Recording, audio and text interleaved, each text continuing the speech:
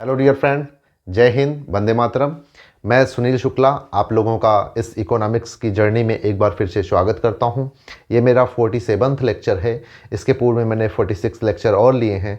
जो स्टूडेंट हमसे पहली बार जुड़ रहे हैं वो जाके मेरे प्रीवियस क्लासेस को देखें, जहां पे स्टार्टिंग के लेक्चर में मैंने बहुत डिटेल में इकोनॉमिक्स के सारे डायमेंशन को खोल के बहुत ही विस्तृत चर्चा किया है, जहाँ पे आप बहुत ही कंफर्टेबल हो जाएंगे। इकोनॉमिक्स से जो आपका डर है वो ख़त्म हो जाएगा और बहुत ही अच्छे से आप सीखना शुरू कर देंगे। तो आप हमारे साथ यात्रा में शामिल हों और स्टार्टिंग से क्लासेस करते हुए हमारे साथ जुड़ें और आप अपने गोल की तरफ बहुत ही अच्छे से जा रहे होंगे। और आप एग्ज़ाम में तो अच्छा करेंगे ही, आप दैनिक जीवन में इकोनॉमिक्स का बहुत ही अच्छे से यूज करेंगे।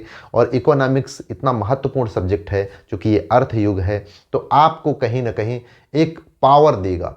आप इतने कॉन्फिडेंट रहेंगे कि आप सिलेक्शन होना तो बहुत अच्छी बात है, ना भी हुआ तो आप खाने के बिना नहीं मरेंगे। इतना मेरा पूरा कॉन्फिडेंस है कि आप एक बार इकोनॉमिक्स सीख लीजिए, आप बहुत ही अच्छे स्थिति में रहेंगे।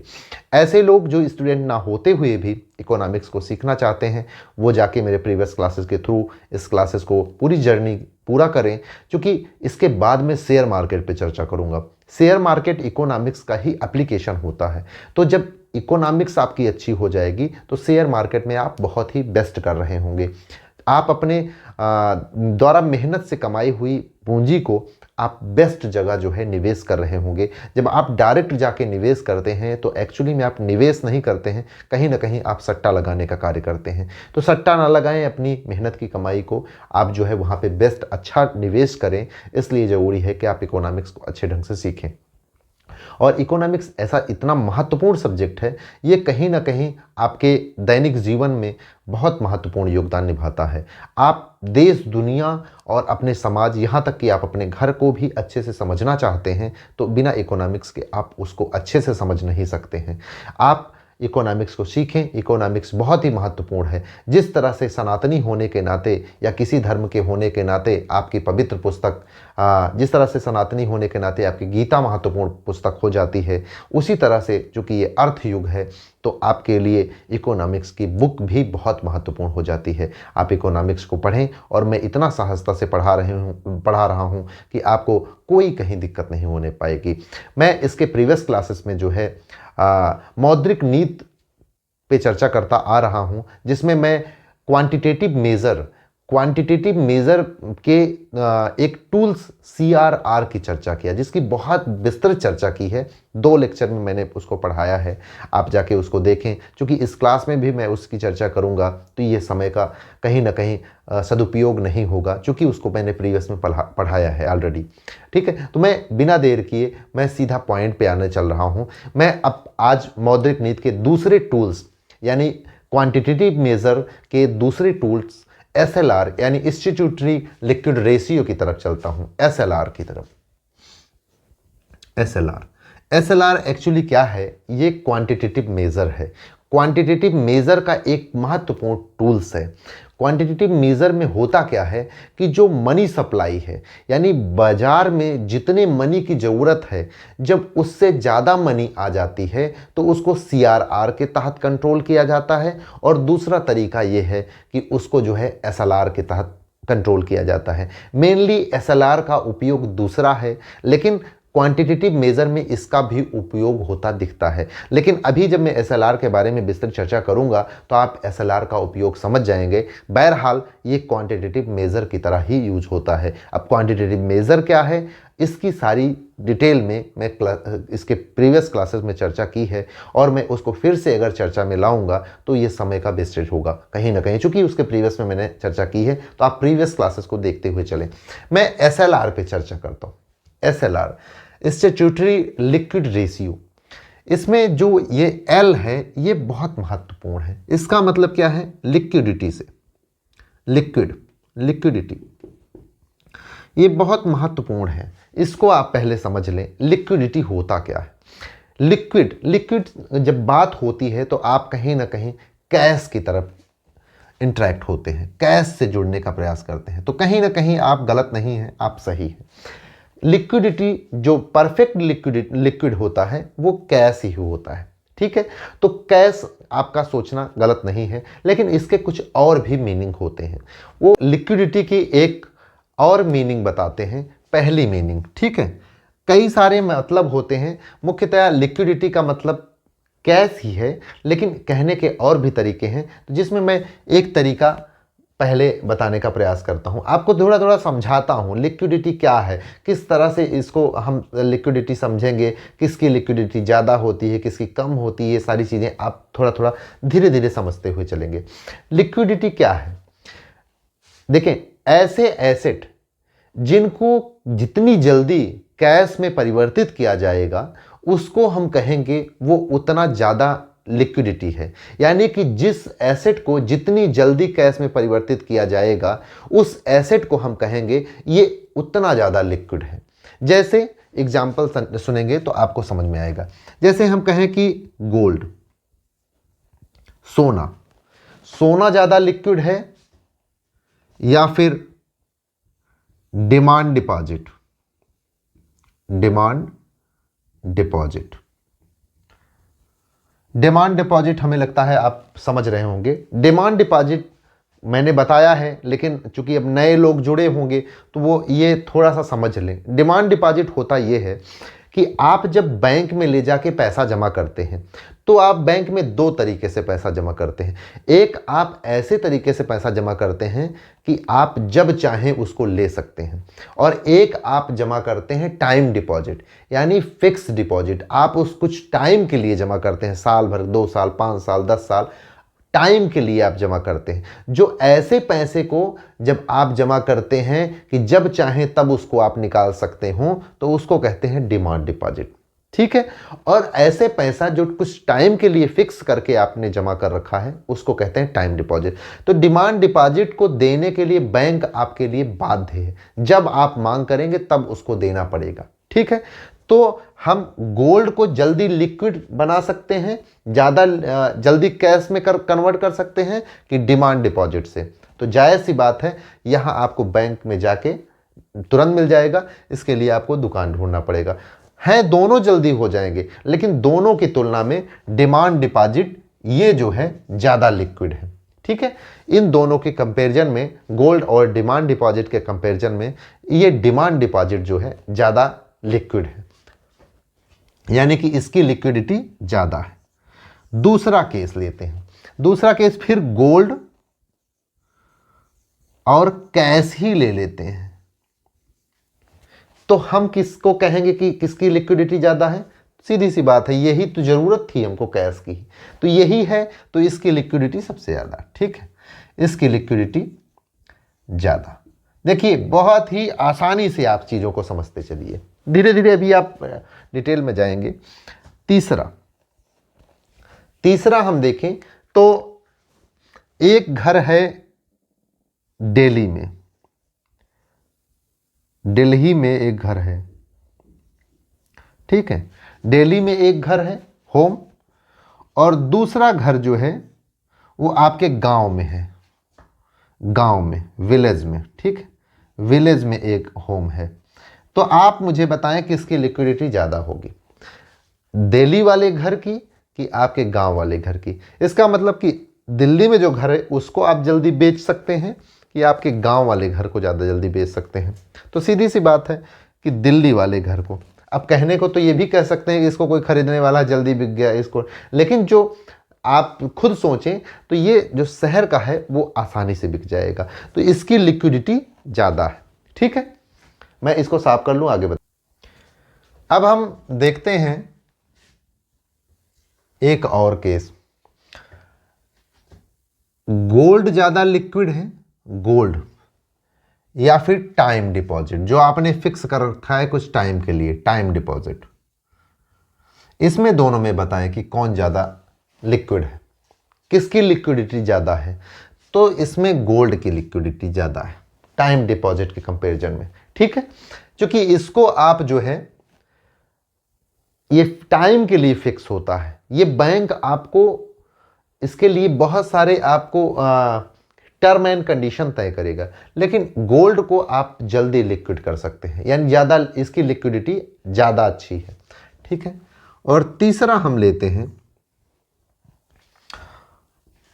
सॉरी दूसरा, ये तीसरा नंबर से कोई बहुत इशू नहीं है। आप देखें, एक हम लेते हैं गोल्ड, कैश, डिमांड डिपॉजिट,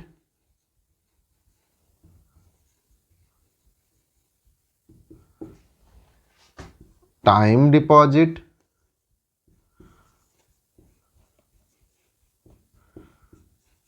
इसमें आप क्रम में तय करिए कि किसकी लिक्विडिटी ज़्यादा होगी। तो देखें, इसमें सबसे ज़्यादा लिक्विडिटी किसकी है, तो कैश की, कैश सबसे ज़्यादा लिक्विड है। उसके बाद डिमांड डिपॉजिट, डिमांड डिपॉजिट, ठीक है। उसके बाद फिर गोल्ड की, उसके बाद फिर टाइम डिपॉजिट की।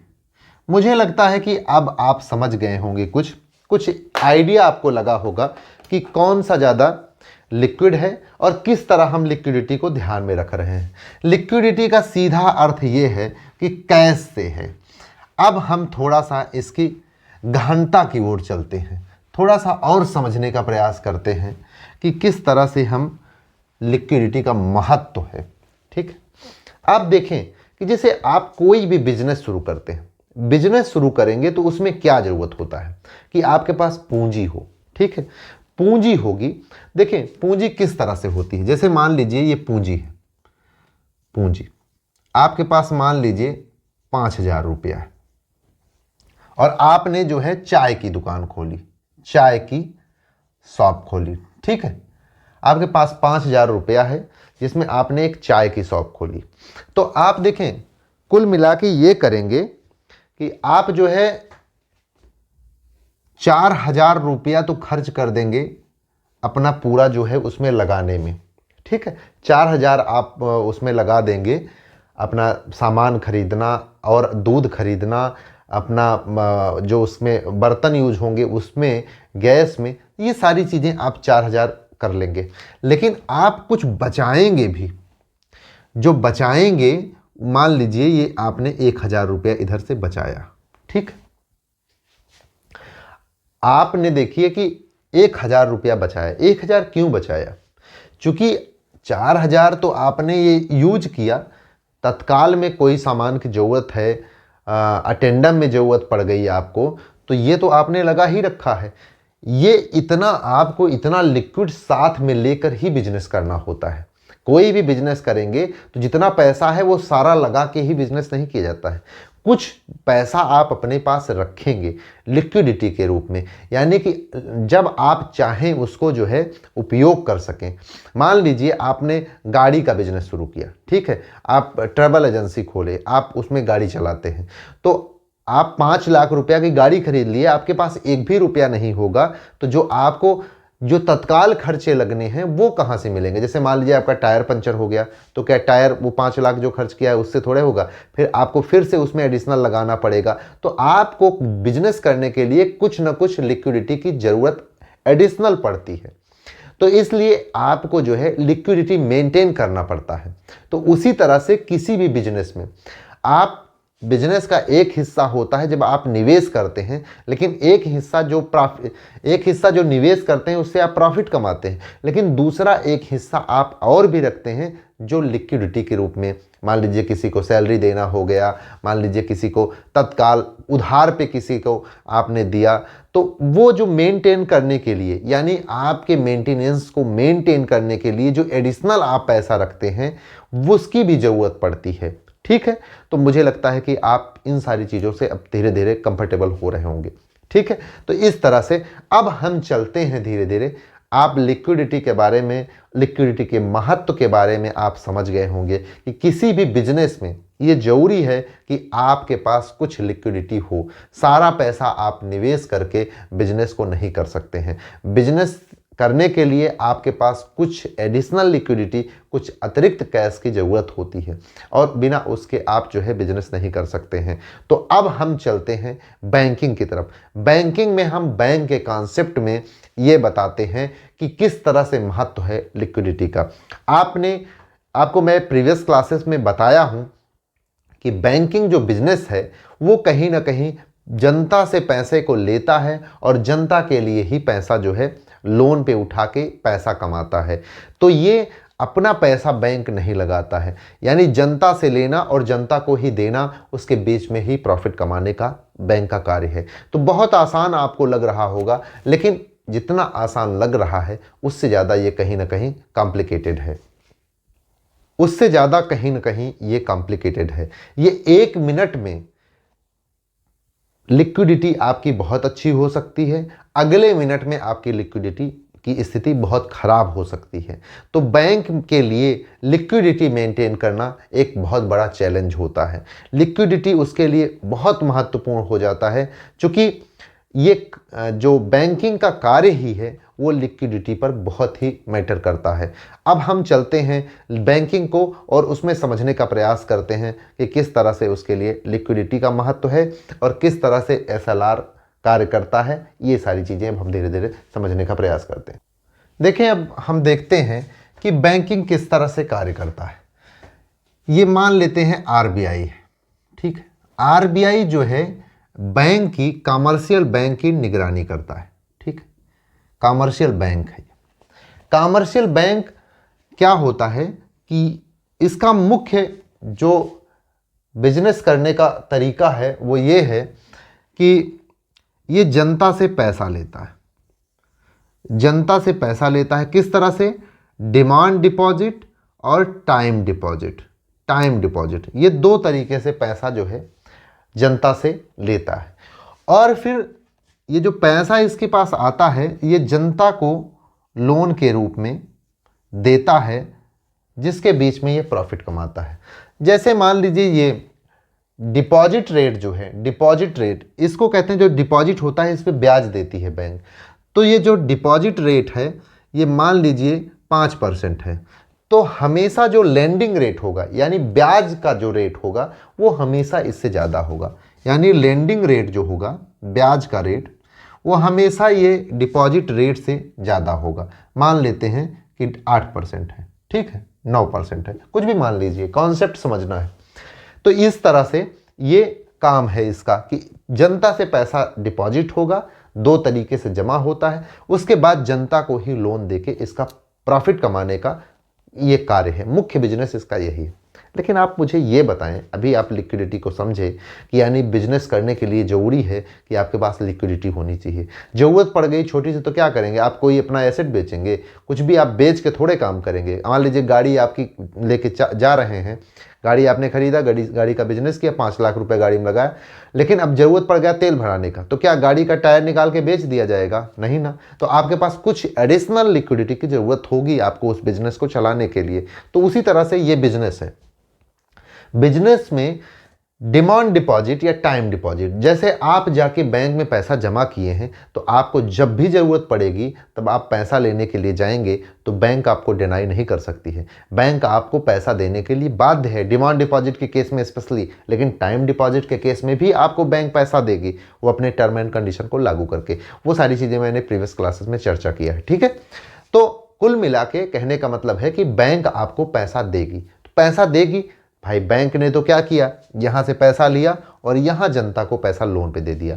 जब इस तरह से लोन पे दे देगी तो जब आप पैसा मांगने के लिए जाएंगे तो क्या किसी से लोन जो दी है उससे वापस लेके आपको थोड़े देने लगेगी? इसमें तो आपको पैसा ही आपका फंस जाएगा। तो इस तरह से अगर लोन आपका पैसा जमा करने से इस तरह से बैंक अगर कार्य करने लगेगी तो आप पैसा जमा ही नहीं करेंगे, क्योंकि आपको जो पैसा होता है वो आपके सुख दुख का साथी होता है। जब आपके सुख दुख में वो साथ ही नहीं आने वाला है तो फिर क्यों बैंक में जमा करना, उसको घर पे रखेंगे। तो इस तरह से आप समझें कि फिर बैंक के लिए क्या हो जाता है। बैंक की ये जिम्मेदारी है कि जब भी आप पैसे की मांग करें तो बैंक आपके लिए पैसे को प्रोवाइड कराए। तो इसके लिए क्या एक जरूरी कंडीशन है कि ये लिक्विडिटी को मेंटेन करेगा। लिक्विडिटी को ये रखेगा। मतलब जब आप पैसा मांगे तो सारा पैसा तो लोन में दे देगा, तो ये पैसा तो ला ही नहीं पाएगा। तो इसलिए लिक्विडिटी को मेंटेन करेगा। बिजनेस का यही रूल भी है, सभी इसी तरह करते हैं, कुछ ना कुछ लिक्विडिटी को अपना रखते हैं। तो बैंक भी उसी तरह से रखेगी। तो कुछ ये लिक्विडिटी के रूप में रखेगी और कुछ जो है निवेश करेगी यानी लोन में। तो उसको वो जो लोन देगी वो प्रॉफिटेबिलिटी होगा, वो आपके लिए प्रॉफिटेबिलिटी। यानी कि वो आपके लिए प्रॉफिट का कार्य करेगा। और जितना लिक्विड आप रखेंगे, जितना आपके पास लिक्विड ज़्यादा रखेंगे, उतनी आपकी प्रॉफिटेबिलिटी कम होगी। और जितनी आपकी ज़्यादा प्रॉफिटेबिलिटी होगी, यानी कि जितना आप यहाँ पे प्रॉफिटेबिलिटी के लिए निवेश करेंगे, यानी लाभांश के लिए निवेश करेंगे, उतना ही कम आपकी लिक्विडिटी हो जाएगा। यानी लिक्विडिटी और प्रॉफिटेबिलिटी का संबंध कैसा है? लिक्विडिटी का यल इनवर्सली प्रोपोर्शनल टू प्रॉफिटेबिलिटी। ठीक है, लिक्विडिटी प्रॉफिटेबिलिटी का इनवर्सली प्रोपोर्शनल है। यानी लिक्विडिटी जितना आप बढ़ाएंगे, उतना ही आपकी प्रॉफिटेबिलिटी घटती जाएगी। जैसे मैं कहूं कि हम 5 मित्र हैं, मैं मान लीजिए कोचिंग पढ़ने के लिए जाता हूं। कोचिंग पढ़ने के लिए जाता है जनरली आदमी, तो 10 रुपये किराया जाने का, 10 रुपये आने का, अपना थोड़ा बड़ा नाश्ता किया, तो मान लो 100 रुपये लेके गया, कोई दिक्कत नहीं, इतनी लिक्विडिटी लेके चलना चाहिए। एक व्यक्ति है जो 500 लेके चलता है, ठीक है, वो थोड़ा सा एडिशनल कुछ और सोच लेता है, तो 500 रुपये लिक्विडिटी लेके चलता है, कैश लेके चलता है, ठीक है, उसकी भी लिक्विडिटी अच्छी है, ठीक है। लेकिन अगर कहें कि 1 लाख रुपया लेके चलते हैं, तो ये क्या अच्छी चीज़ है? जो लिक्विडिटी एक्स्ट्रा लेके चल रहे हो, 1 लाख रुपए का तो आपको तुरंत काम नहीं लगेगा, लेकिन आप 1 लाख रुपए एडिशनल लिक्विडिटी को आप लेके साथ में कैरी कर रहे हैं, तो लिक्विडिटी का सीधा संबंध क्या है? प्रॉफिटेबिलिटी का इनवर्स है।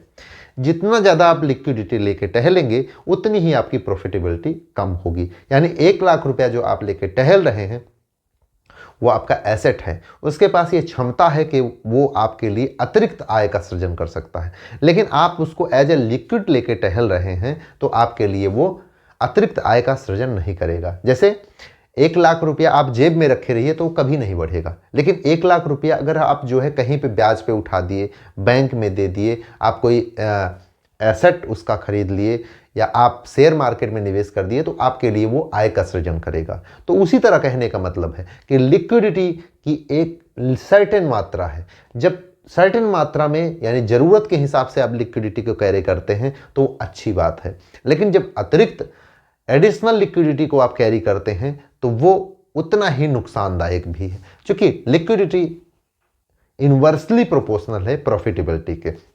लिक्विडिटी को बढ़ाएंगे तो प्रॉफिटेबिलिटी यानी फायदा आपका घटेगा, फायदे को बढ़ाएंगे तो लिक्विडिटी आपका घटेगा। ये बात मुझे लगता है आप लोग समझ गए होंगे। तो लिक्विडिटी बहुत ही मैटर करता है बैंक के लिए। आप इस चीज को समझ गए होंगे कि जितना ज्यादा लिक्विडिटी रहेगा, उतना ही प्रॉफिटेबिलिटी घटेगा। तो बैंक क्या चाहेंगे कि मेरी प्रॉफिटेबिलिटी बढ़े।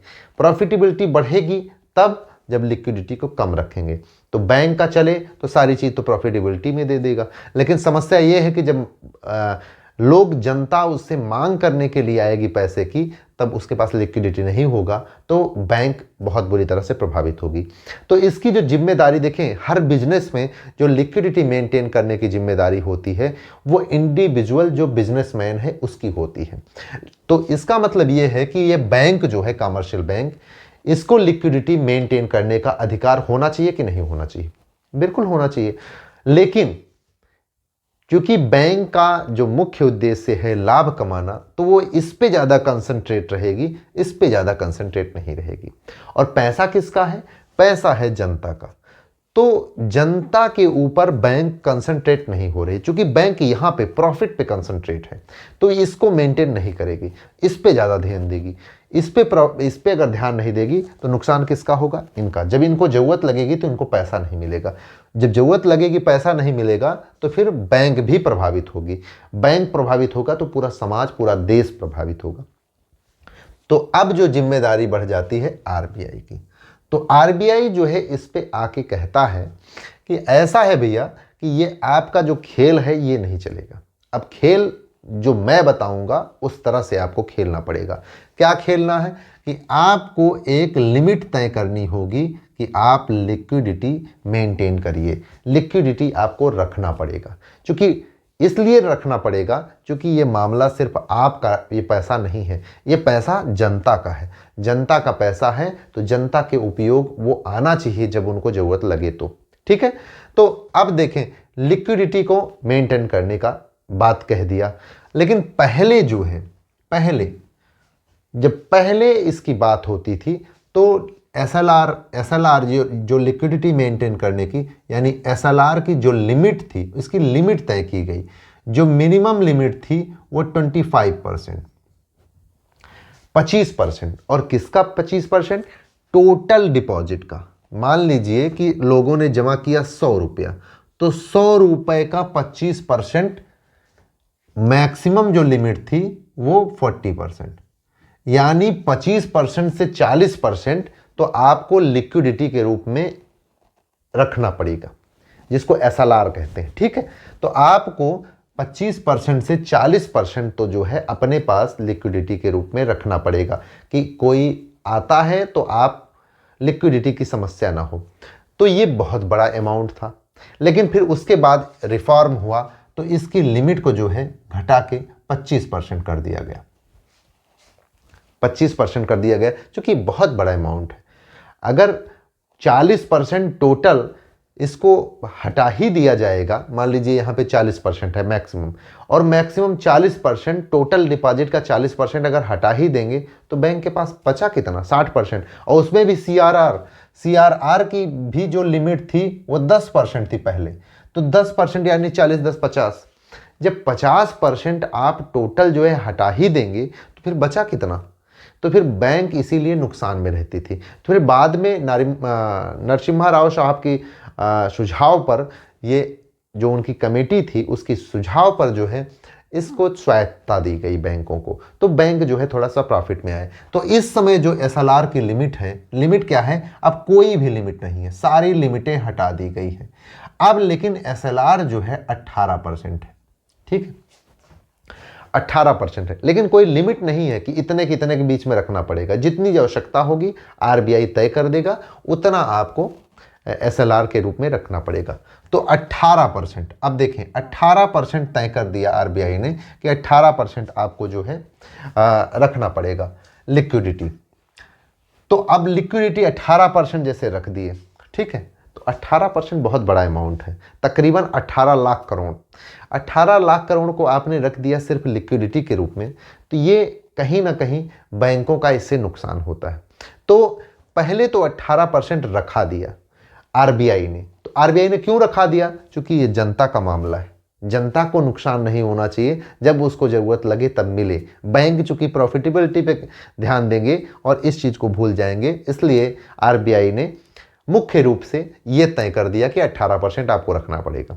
लेकिन चूंकि आरबीआई जो है बैंकों का बैंक है, जनता का सुरक्षा कर दिया कि आपको लिक्विडिटी की दिक्कत नहीं होने देंगे। लेकिन अब चूंकि बैंक आरबीआई के ही तो बच्चे हैं, तो आरबीआई के जब बच्चे हैं तो इनका भी तो ध्यान देना पड़ेगा। एक्चुअल में आरबीआई ही तो सब कुछ देख रहा है। आरबीआई आपको भी देखेगा, आरबीआई बैंक को भी देखेगा, आरबीआई भारत सरकार को देखेगा। तो आपको देख लिया, अब अपने बच्चे को भी तो देखेगा। तो देखें क्या करता है कि जो कहता है कि जो 18% है इसमें आप कुछ जो है गोल्ड में निवेश कर दीजिए। गोल्ड में निवेश करने से क्या होगा कि गोल्ड की कीमत हमेशा बढ़ती रहती है। तो हमेशा बढ़ते रहने से क्या होगा कि जो आपका ये नुकसान है 18%, चूंकि आपको कुछ इसमें मिलेगा नहीं, आप रखे रहेंगे तो कुछ भी नहीं मिलेगा। जैसे आप अपनी जेब में 500 रुपये रख दें, क्या वो कभी बढ़ेगा? कभी नहीं बढ़ेगा। जब तक उसको आप इधर उधर नहीं करेंगे तब तक वो कभी नहीं बढ़ेगा। तो उसको कभी नहीं बढ़ने की स्थिति में अगर छोड़ेंगे तो लॉस ही है बैंक का। तो कहती है कि आप 18% में कुछ आप कैश रखिए। मान लेते हैं कि आप जो है 13% आप कैश रखिए, ठीक है, और कुछ जो है आप गोल्ड में कन्वर्ट कर लीजिए, गोल्ड में रख लीजिए। मान लेते हैं कि 5% आप गोल्ड में, ये कोई फिक्स नहीं है, ये बैंक के ऊपर है कितना वो कैश रखना चाहती है, कितना गोल्ड रखना चाहती है, ठीक है। तो इस तरह से आप कर सकते हैं कि जितना चाहें आप जो है इसको कर सकते हैं। कुछ कैश में कर लीजिए, कुछ गोल्ड में कर लीजिए। तो इस तरह से क्या होगा कि बैंकें जैसे गोल्ड में निवेश की, देखें गोल्ड मान लीजिए 10 साल बाद या 8 साल बाद ये दोगुना हो जाता है, इसका रेट जो है तकरीबन दोगुना हो जाता है। गोल्ड का रेट जो है दिख रहा है, हाँ 8%, यानी दोगुना हो जाता है। जब दोगुना हो जाता है, दोगुना हो जाता है तो ये 5% कितना हो जाएगा? तकरीबन 10% के बराबर हो जाएगा।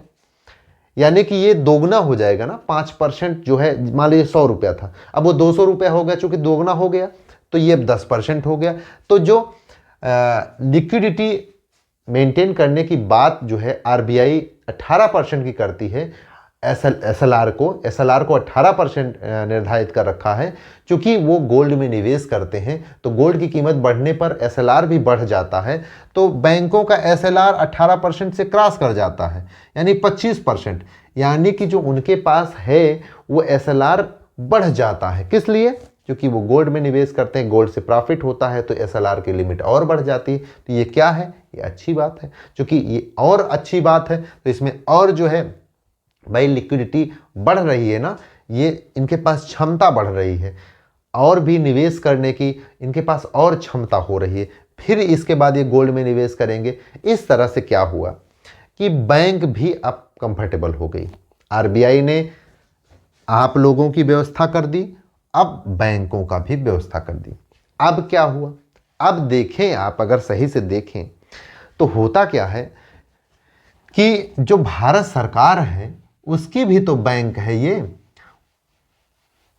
उसकी तो बैंक है ये। अगर आरबीआई जो है भारत सरकार की भी बैंक है, भारत सरकार की जब बैंक है तो क्या भारत सरकार को नहीं ध्यान देगी?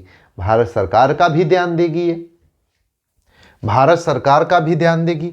तो भारत सरकार को कैसे ध्यान देती? देखिए, भारत सरकार के पास तो सब कुछ है, सिर्फ पैसा नहीं है। ठीक है, सारी चीज़ें हैं, बाकी पैसा नहीं है, क्योंकि वो भ्रष्टाचार के भेंट चढ़ गया है।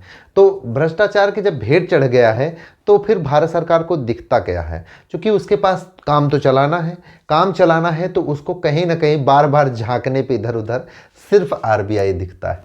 तो आरबीआई के पास जाता है, कुछ समाधान तो करो, यानी मौद्रिक नीति से कुछ तो निकालो मेरे लिए कि मैं अगली बार फिर से कुर्सी पे बैठ जाऊं। तो सिर्फ कुर्सी पे जो बैठाने का कार्य कर रहा है वो कहीं ना कहीं आरबीआई कर रहा है। ठीक है, अपनी पद का, पावर का इस्तेमाल करके आरबीआई को अपना मोहरा बना के कहीं ना कहीं कुर्सी पाने का प्रयास किया जाता है। ठीक है, देखिए अब लिक्विडिटी जो एडिशनल लिक्विडिटी है, मान लीजिए 18%, ठीक है, 18%, बढ़ते बढ़ते ये 25%।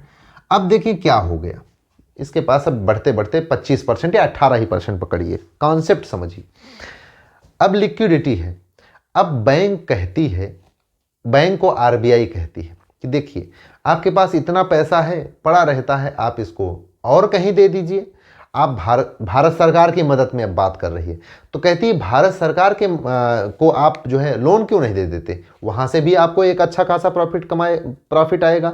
बैंक कहती है कि मैं ऐसे कैसे दे दूँ, हमें जब लिक्विडिटी की समस्या होगी तो उसको कौन देखेगा, तो वो देने से इनकार करती है। लेकिन आरबीआई फिर समझाती है, कहती है कि ऐसा नहीं है, जब आपको लिक्विडिटी की दिक्कत होगी तो आप हमारे पास आइएगा, हम आपको कैश दे देंगे, लेकिन उसके बदले में हम आपसे जो है एक चार्ज करेंगे, ब्याज लेंगे। ठीक है, आपसे हम क्या करेंगे, आपसे हम ब्याज लेंगे। आपको जब लिक्विडिटी की ज़रूरत होगी तब आप हमारे पास आइएगा और हम आपको ब्याज पे पैसा दे देंगे एक दिन के लिए। ठीक है, तो वो इस तरह से पैसा देने की बात करती है।